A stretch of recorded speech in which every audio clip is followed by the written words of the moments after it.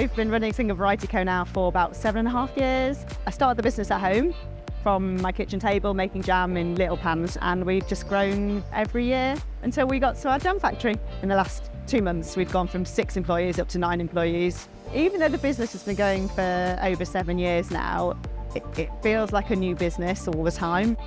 The biggest change for me going from working on my own to employing a team is having to let go of control and trust the team to do the job that they're employed to do.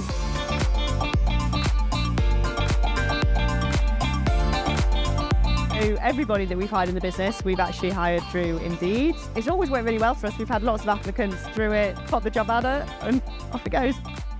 And so our latest hire, Ren, is our marketing manager. I joined Single Variety about 6 weeks ago now. The thing that attracted me to this particular job was the way that the job advert was written. It felt really personable from Nicola, and I just really connected with it. And I just felt like it was a really good vibe and fit for me personally. It's really difficult to find a company, but also a boss that is so willing to kind of nurture you, but also let your freedom fly and really experiment with different things. He has got a background in marketing, he's got a degree in marketing, he knows what he's doing, which is fantastic.